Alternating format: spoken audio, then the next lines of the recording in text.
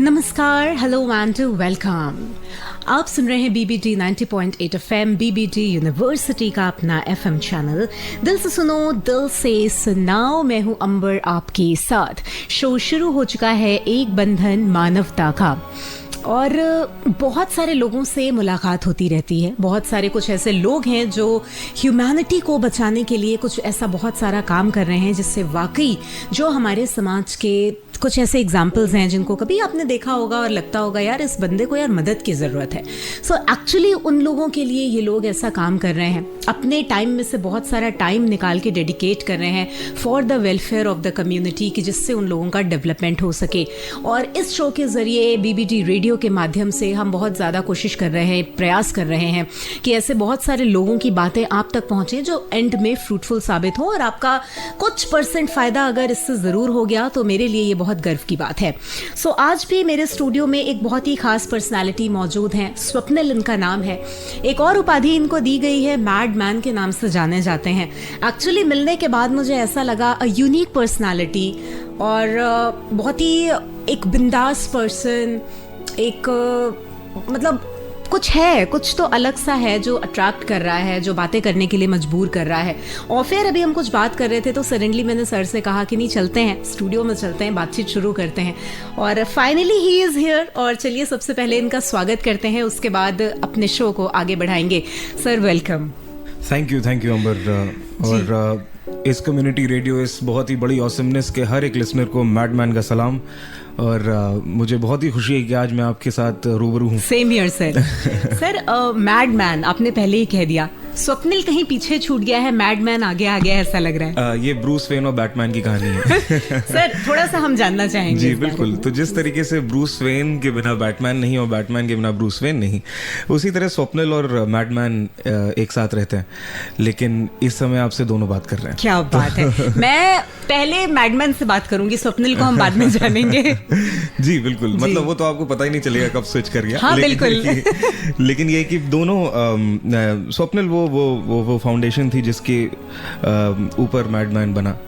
और दोनों लोग एक दूसरे के सहायता में मेरे पूरे जीवन में आते रहे हैं। और जब भी जिसको आगे सीट लेनी होती है तो दूसरा वाला कहता है जरा आगे हो जाओ। Oh my God, that's something interesting. बिल्कुल। सर आपकी फैमिली ने, आपके फ्रेंड्स ने, टीचर्स ने, रिलेटिव्स ने, बहुत सारे लोगों ने, दोस्तों ने स्वप्निल का साथ दिया कि मैडमैन का साथ दिया? मेरा परिवार तो हमेशा से स्वप्निल को ही प्यार करता रहा है, मैडमैन को भी प्यार करता है। लेकिन अंबर, जब मैं छोटा था और जब मैं स्वप्निल था तो मेरे को डिस्लेक्सिया और साइनेस्थीसिया है। आप डिस्लेक्सिया के बारे में जानते होंगे, तारे ज़मीन पर जो मूवी है। बिल्कुल सर। साइनेस्थीसिया इज अ कंडीशन जिसमें आपका कोई भी अगर रंग है तो अगर आप किसी रंग को देखते हैं तो आप उसे कैसे देख सकते हैं, क्योंकि आप देख रहे हैं अपनी आंखों से। लेकिन साइनेस्थीसिया में हम लोग के साथ एक रीवायरिंग होती है ब्रेन की, इंटरवायरिंग होती है, in which every stimulus has 5 different senses. तो अगर हम लाल कलर देख रहे हैं आपका BBT 90.8 FM का, तो मैं ऐसे देख रहा हूँ, लेकिन मैं इस वक्त इसको महसूस कर सकता हूँ अपने हाथों में, इसको कानों में सुन सकता हूँ, इसे सूंघ सकता हूँ, इसको टेस्ट कर सकता हूँ। तो एक कलर अगर इतने सारे सेंसेस ला रहा है तो उसी तरीके से एक म्यूजिक जो होती है, so for us sky has a fragrance, the sun has a music. So हम लोग के साथ ये होता है। सो उसकी वजह से हम लोग का जो ब्रेन होता है that is overworked, and overworking की वजह से मतलब बहुत ज़्यादा दिक्कतें आती हैं। एज ए चाइल्ड ऑल्सो मेरे को तो समझ में नहीं आता था ये क्या हो रहा है। ब्लैक बोर्ड दिखता था तो कुछ और सुनाई देता था। मैंने कहा यार ब्लैक बोर्ड क्या दिख रहा है, ये क्या हो रहा है। और तो पूरी हमारी जो वो थी दुनिया को समझने का परसेप्शन, वो हिला हुआ था। और वो चीज़ जल्दी लोग मतलब एक्सेप्ट नहीं कर पाते। तो मुझे छोटे में सब लोग पागल कहा करते थे स्कूल में। बट ऑब्वियस सी बात है कि पागल है, पता नहीं क्या। मतलब मैं क्रिकेट खेल नहीं पाता था, जहाँ विकेट पे मारने की बात आती थी बॉल तो चौके पे पड़ जाती थी, हाथ से वहीं चली जाती थी। तो जब पागल कहते थे तो एक समय ऐसा आया जब मैंने अपने आप को एम्ब्रेस कर लिया। मैंने कहा कि अगर यही है तो मैं इसको अपना श्राप नहीं, अपना वरदान मान के जीऊंगा। And that was the day when I became the madman. And since then madness मेरी फिलॉसफी है, मेरा रिलीजन है, और वो चीज़ है जिसने मुझे मदद करी लोगों तक प्यार और होप पहुंचाने की। सर मैं वेबसाइट सर्च मैं घूम रही थी, उस पर आपके बारे में पढ़ रही थी, कुछ देख रही थी, लिव मैड फाउंडेशन के बारे में जाना मैंने। #madness for good, the tagline attracts me. क्या शो करती है ये, क्या एक्सप्लेन करती है, समाज के लिए क्या मैसेज दे रही है? पहली चीज, मैडनेस है क्या? मैडनेस यूजुअली लोग सोचते हैं कि ये इंसानिटी है, पागलपन है, something which is very naughty, something which is very destructive, which is very destructive, उसका जो तासीर है। लेकिन मैडनेस एक्चुअली है क्या? Madness is the ability of you beyond, you know, going beyond your own mental constructs. हम लोग जो जिंदगी जी रहे हैं वो अपनी ओपिनियंस, अपने स्किल्स, अपने वजूद के दायरे में रह करके जी रहे हैं। मैडनेस उन सबको तोड़ने के बाद आपकी ज़िंदगी है, और वो मैडनेस जो है वो मेरे ख्याल से आपकी वो असलियत है जो आप ज़्यादातर लोग नहीं पहचानते, और मैं वही लोगों को मजबूर करता हूँ कि वो तोड़ो कॉन्स्ट्रक्ट्स और देखो उसके आगे क्या है। क्वेश्चन सर, पर्सनल क्वेश्चन जी, जो तोड़ने की आपने जो जंजीरें, जैसे कि एक हिचक, एक हेजिटेशन को तोड़ने की बात कही है, ये गट्स कैसे आएगा अंदर से? ये तो नहीं आ सकता। आप सोचते हैं हमें समाज में रहना है, हमें तो इतना ही, एक ये जो है डिप्लोमेसी का चेहरा है, एक ये हम पर्सनालिटी डुअल लेके ही चल रहे हैं, कैसे हम इसको डील करें इससे? अगर यही सोच करके रहने लगते तो फिर जेलों की जरूरत न पड़ती, हम सब लोग के दिमाग वो जेल बन जाते। और अगर किसी को अगर लाइफ इम्प्रिजनमेंट दिया जाता तो उसको ये कहा जाता आज से तुम अपने दिमाग के अंदर बंद हो। My God. तो इसलिए जो जेल है ये हम खुद बनाते हैं। अगर आप ये देखते हैं कि ये हमें इस तरीके से बनना है, ये डिप्लोमेसी है, ये है, तो ये जेल आपने बनाया है। हाँ, obviously. और वो जेल बनाना या ना बनाना हमारे ऊपर होता है। तो इसलिए इस चीज के लिए हमें करेज की जरूरत नहीं है। अपने घर जाने के लिए हमें ब्रेवरी नहीं चाहिए। क्या बात है? अपने घर जाने के लिए हमें सिर्फ और सिर्फ एक उम्मीद चाहिए, एक प्यार चाहिए, एक सौहार्द चाहिए अपने लिए जी, कि yes this is your reality. And जैसे ही वो करेंगे, सो ये जो कॉन्स्ट्रक्ट्स हैं ये टूटेंगे नहीं, पिघल जाएंगे, क्योंकि उनकी इतनी औकात ही नहीं है कि वो हमारे सामने अड़े रहें। वाह। हाँ, उनकी ये वो मोम के बने हुए वो दरवाजे हैं जिन्हें हमें लगता है कि वाह कितनी बड़ी बड़ी ये दीवारें बनी हुई हैं स्टोन से, संगमरमर से, लेकिन पास जाइए और अपनी गर्मी दिखाइए तो अपने आप ही पिघल जाएंगी। क्या बात है। तो उसके लिए हमें करेज की जरूरत नहीं, सिर्फ मोहब्बत की जरूरत है। बहुत खूब सर, जर्नी के बारे में आपने बताया, और स्वप्निल से और मैडमैन से धीरे धीरे हम मिक्स करके मुलाकात भी कर रहे हैं।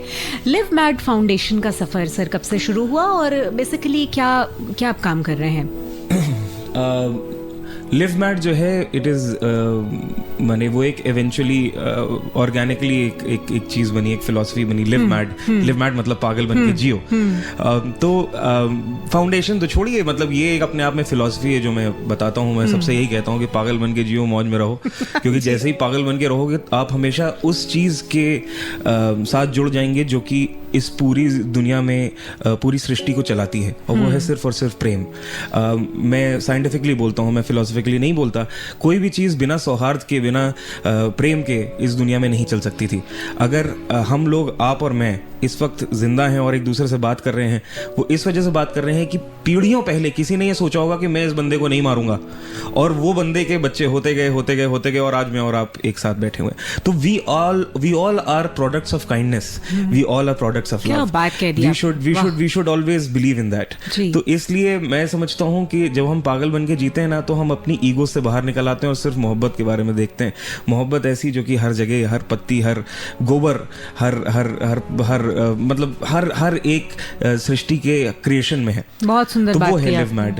तो इसकी कहानी लिव मैड फाउंडेशन की तो बाद में शुरू हुई। उससे पहले मेरी कहानी शुरू हुई जब मैं 22 साल का था। मतलब माय सोशल एंटरप्रेन्योरियल जर्नी, मतलब क्योंकि उससे पहले मैंने अपनी मैडनेस एम्ब्रेस करी, उसके बाद then I did my BSc biotechnology in Bangalore, वहाँ से एमबीए किया, फिर वहाँ से बैंक ऑफ इंडिया गया, वहाँ से आरबीआई गया, 7 महीने काम किया कुल। और उसके बाद मेरे साथ एक पहला जो वो हुआ हादसा क्या कहें, वो एक वाकया हुआ, और उसके बाद मैं बदल गया। हुआ क्या कि मैं उस वक्त सोचता था कि एक ई कॉमर्स मॉडल बनाऊंगा ट्राइबल आर्टिस्ट्स के लिए। तो जब मैंने वहाँ पर पता करना शुरू किया, आसपास के जितने भी एग्जीबिशंस होते थे बैंगलोर में, तो मैं अलग अलग आर्टिस्ट से बात करता था। तो उनमें से एक आर्टिस्ट थे जिन्होंने कहा कि आप मेरे को जनवरी में फ़ोन करिएगा, मैं आपको प्रोवाइड करूँगा पेंटिंग्स अपनी। गरीब लोग थे। मैं कहा, ठीक है। मैंने जनवरी में फ़ोन मिलाया, उनके बच्ची ने फ़ोन उठाया, रात के 10 बज रहे होंगे करीबन। तो उन्होंने कहा कि, मैंने कहा कहाँ है पापा? उन्होंने कहा कि पापा की तो डेथ हो गई। Now this particular thing is called conscious guilt. दुनिया में बहुत सारी दिक्कतें हैं, पॉवर्टी, ये वो, कास्ट बेस्ड वायलेंस, बहुत सारी प्रॉब्लम्स, लेकिन why do we choose not to do anything about it? Why? Because anyone else is not doing it and anything about it. So इसलिए क्या होता है कि हम सब लोग कॉन्शियस गिल्ट में जीते हैं। एक 12 साल का बच्चा है जो घर में रो रहा है कि मेरे को प्ले स्टेशन नहीं दे रहे हो तो फिर मैं अपने हाथ काट लूंगा, और दूसरा 12 साल का बच्चा जो है वो दिन भर काम करके वापस आकर के पढ़ाई कर रहा है कि मैं एक दिन 10वीं जरूर पास करूंगा। क्या बात कह दी आपने। तो वो दो कौन से 12 साल के बच्चे? ये 12 साल के बच्चे ऐसा तो नहीं है कि ये अलग अलग प्लैनेट्स हैं, ये एक ही प्लैनेट में एक ही शहर में रहते हैं, एक ही शहर में रहते हैं। तो ये दोनों 12 साल के बच्चे कौन हैं? इन 12 साल के बच्चों की फैमिलीज क्या हैं? इन 12 साल के बच्चों की जो मनोस्थिति है वो क्या चल रही है? तो ये होती है कॉन्शियस गिल्ट। यानी कि हम क्या करते हैं, हम अपने जीवन में अपने आप को दुनिया से बिल्कुल काट के रखते हैं कि मेरी दुनिया है। एक कंफर्ट जोन होता है। कंफर्ट जोन भी हाँ वो बन जाता है, लेकिन ये कि मेरी दुनिया अगर वो है तो फिर वो मेरी दुनिया है। अगर मैं किसी और से बात कर रहा हूँ तो वो कोई एलियन है। तो वो जो चीज़ है ना कि दुनिया में हम जो भी चीज़ कर रहे हैं, जैसे भी कर रहे हैं, I started blaming myself for everything that was happening. And then I started my first venture called Naked Colors, which was into rehabilitation of tribes. Okay. यानी कि ऐसी tribes जो कि नक्सलवाद में जा रही हैं या किसी भी आतंकवाद के उसमें जा रही हैं, तो मैं इन लोगों को ढूंढता था जाकर के। छत्तीसगढ़, झारखंड, उड़ीसा, आंध्र प्रदेश, कर्नाटका, जितने भी अफेक्टेड एरियाज हैं, और वहां पर घुस करके उन लोगों के साथ छोटे छोटे सोशल बिजनेसेस खोलता था, specially into arts. Wow, very nice. और वो आर्ट्स जब बिकती थी तो उसका 1/3 पैसा मेरे पास रहता था, 1/3 ट्राइबल आर्टिसंस के पास, और 1/3 जाता था ऑर्फनेजेस के लिए। So this business model called Sarv Mangalam, because I don't believe in charity and you know pity and sympathy. मुझे लगता है हर इंसान के अंदर बहुत ज्यादा पावर है। So I just wanted to do that. तो फिर उसके बाद फिर जब खत्म हो गया, फिर then I started Live Mad Foundation, and still not a foundation, it's more of a philosophy. It works into 3 sectors: education, social change and innovation. तो उसमें भी कई सारी चीजें हैं, तो फिर आप आगे पूछेंगे तो मैं बताऊंगा। बहुत अच्छी चीजें सर बता रहे हैं, मैं खोती चली जा रही हूँ, मेस्मराइज्ड हो रही हूँ, पता नहीं किस दुनिया में जा रही हूँ, और सर की बातों में बिल्कुल एकदम खोने का ही दिल हो रहा है इस टाइम। लेकिन सर अभी फिलहाल वक्त एक छोटे से ब्रेक का है, ब्रेक लेंगे, और जो 3 एस्पेक्ट्स आपने बताए हैं फाउंडेशन के, थिंकिंग के, एक फिलॉसफी के, उसको थोड़ा सा हम जानेंगे कि कैसे आपकी टीम है, कैसे आप काम करते हैं, कैसे आगे बढ़ते हैं। सो अभी लेते हैं एक ब्रेक, ब्रेक के उस पार होती है मुलाकात। सुनते रहिएगा शो एक बंधन मानवता का, only on BBD 90.8 FM, BBD university का अपना FM चैनल। दिल से सुनो, दिल से सुनाओ।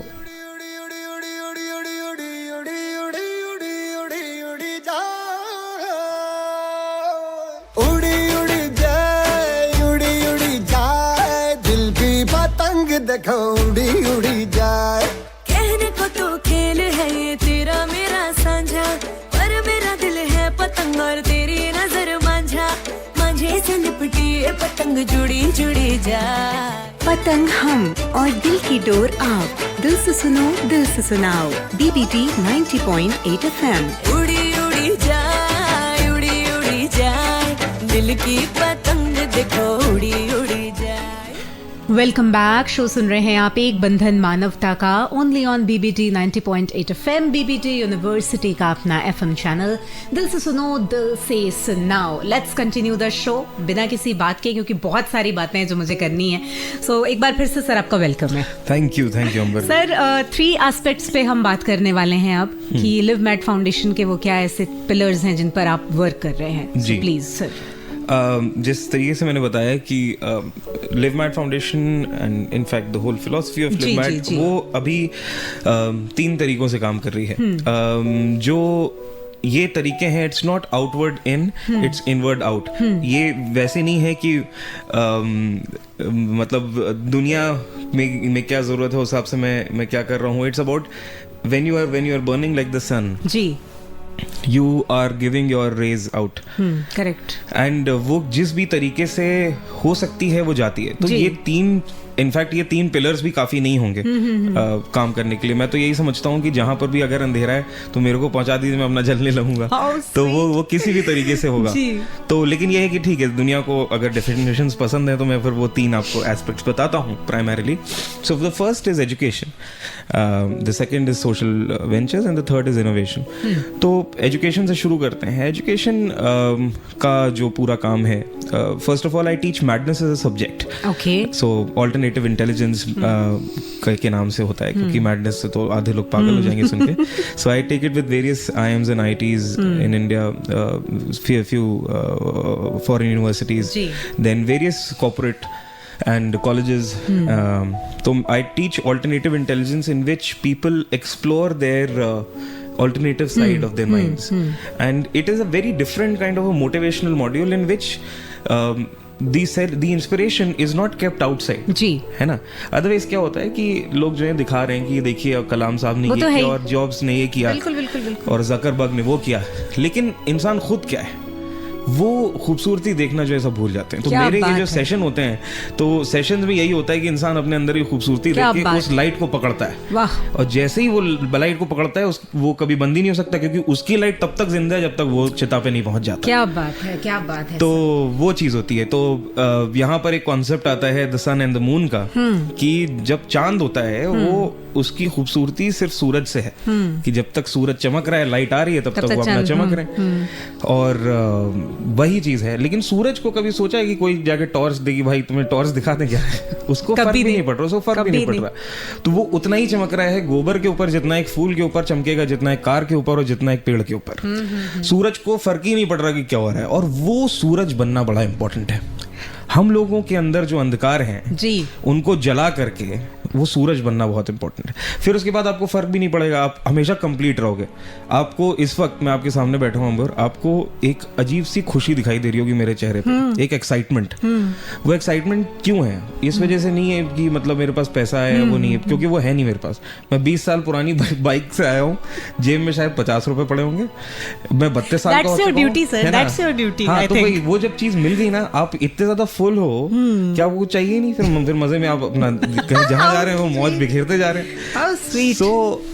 So it's that. तो जो सन और मून का कॉन्सेप्ट होता है, तो मैं बहुत सारे सूरज बनाना चाहता हूँ ताकि सब लोग चमकते रहें और वो जहां जहां अंधकार हो वहां जा करके उस चीज को प्रकाशमय कर दें किसी भी रूप में। साथ में मेरा एक सुपर हीरो प्रोग्राम होता है छोटे बच्चों के लिए, स्कूल के बच्चों के लिए, कि जो आज बच्चे जूझ रहे हैं एक ऐसी चीज की, स्ट्रेस लेवल्स बहुत बढ़ रहे हैं, डिप्रेशन बहुत बढ़ रहा है, सोशल मीडिया एडिक्शन हो रहा है, और कंपटीशन है, डोपामीन एडिक्शन हो रहा है। आप हमारी बॉडी को डोपामीन चाहिए होता है, लेकिन हम लोग को पहले मतलब पिछले जमाने में बहुत मेहनत करके कोई चीज अचीव करने पे डोपामीन मिलता था। आज क्या विनर चिकन डिनर करने पे हो जाता है। उस डोपामीन के लिए अपने स्किल्स को नहीं बढ़ा रहा, अपनी वर्थ को नहीं बढ़ा रहा, वो सिर्फ एक ऐसी चीज के ऊपर डिपेंडेंट है जो कि बहुत बहुत ज्यादा शैलो है जी।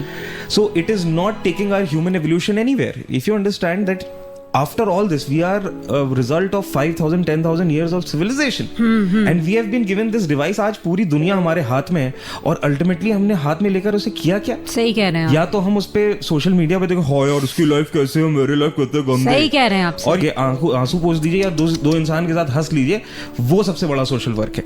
वो वर्चुअल ना वो है, ना वर्चुअल पर्सनालिटीज हैं कि रियलिटी में कोई रह नहीं रहा। और जब रियलिटी में इंसान रहता नहीं ना, तो एक समय आता है कि जब जड़ में घुन लगने लगती है, तो पेड़ चाहे जितना बड़ा हो वो गिरता जरूर है।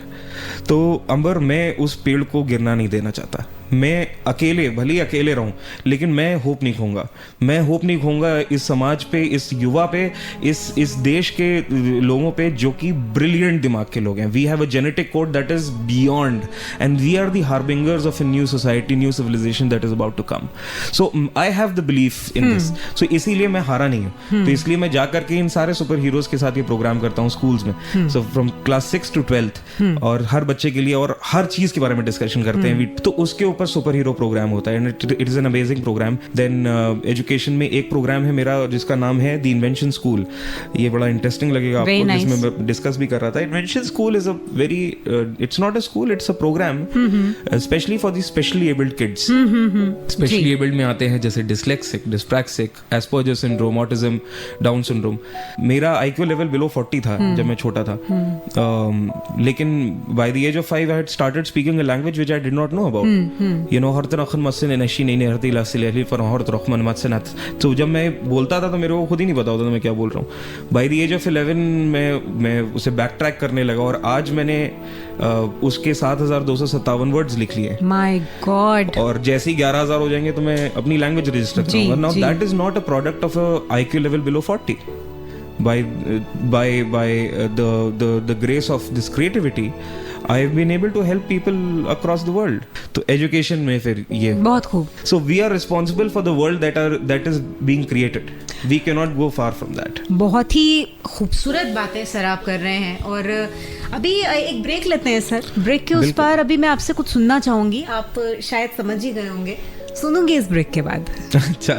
Keep listening to BBT 90.8 FM, BBT university का अपना FM चैनल। दिल से सुनो, दिल से सुनाओ। अरे महेश बाबू, नया घर, क्या बात है, ये नई गाड़ी, नई घड़ी, क्या बात है। अरे भैया, ये सब तो पिक्चर की कृपा है, पिक्चर की। आजकल बड़ी पिक्चर देखी जा रही है, लॉटरी लग गई है क्या, इतना सब कुछ।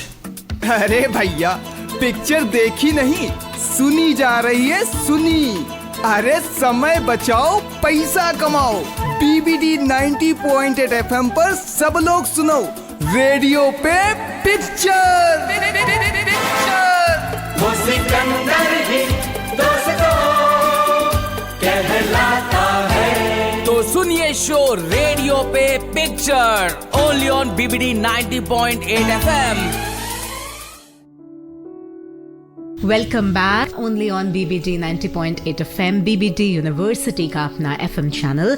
स्वप्निल सर मेरे साथ हैं, इनको मैडमैन कहें कि स्वप्निल कहें, दोनों ही कह देते हैं। चलिए, बहुत ही खूबसूरत सी बातचीत सर हमारे साथ कर रहे हैं, बहुत अच्छे इंसिडेंट्स, अपने रियल एग्जाम्पल्स वो हमारे साथ शेयर कर रहे हैं, काफ़ी अच्छा लग रहा है।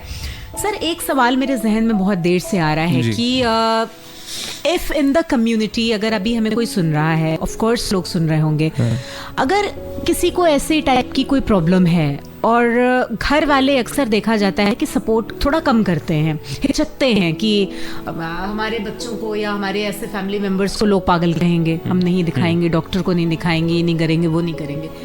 इन तक इनको कैसे मतलब पहुंचाया जाए, या आपके थ्रू कैसे उनको मदद मिल सकती है?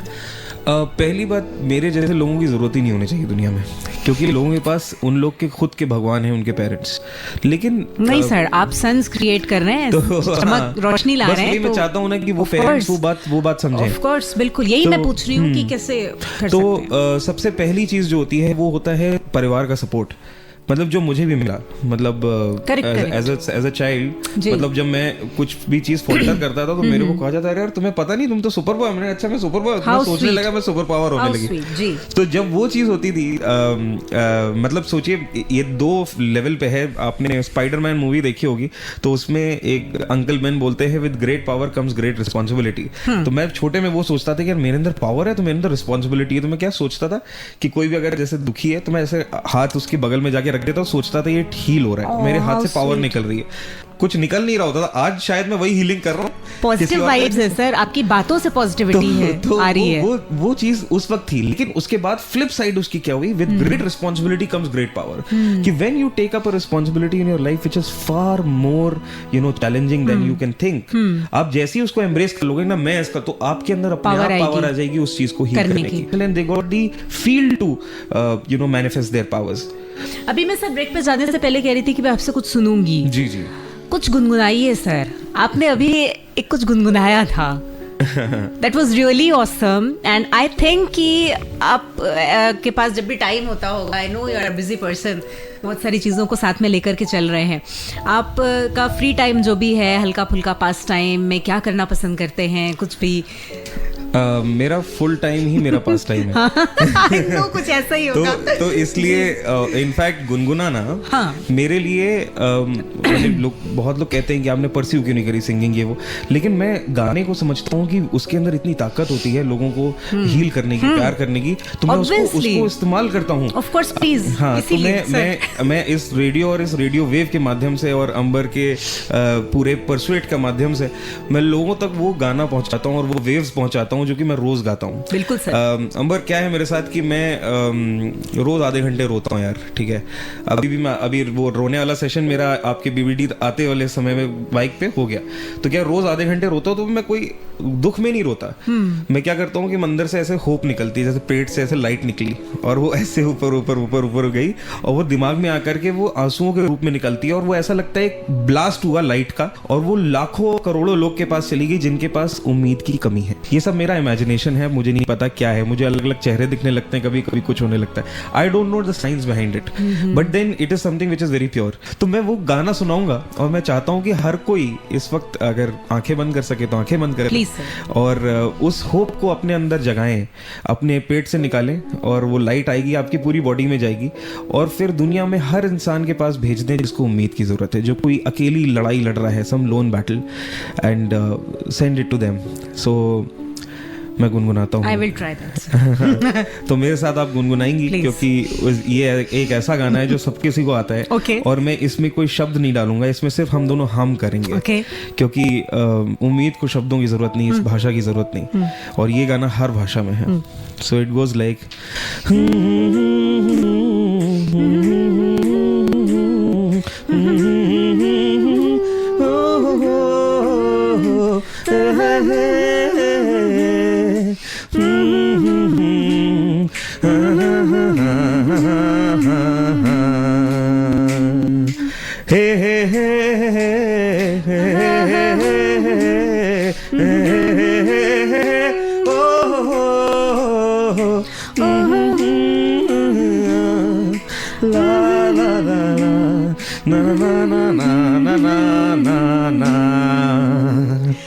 Wow, too good, too good. Really felt that positive vibes within me also, and it's really nice. Sir, नहीं समेट पा रही हूँ मैं एपिसोड को, ना ही इस शो को, ना ही इस बातचीत को, लेकिन हमें एक फॉर्मेट के अंदर बनना पड़ता है, सो हमको इस शो को वाइंड अप करना ही होगा। नेक्स्ट एपिसोड भी मैं चाह रही हूँ आप ही के साथ एक कंटिन्यू करूँ, कभी अगर आपके पास सर वक्त मिले, without any formality, just come, और मैं आपको इनवाइट करती हूँ कि आप सिर्फ हमारे साथ अपनी बातें शेयर करें। उससे ज़्यादा मतलब बेहतरीन कुछ नहीं हो सकता। It's not a formality at all कि एक टाइम फिक्स करने हैं, आइएगा सर, बात करेंगे, ये है वो है।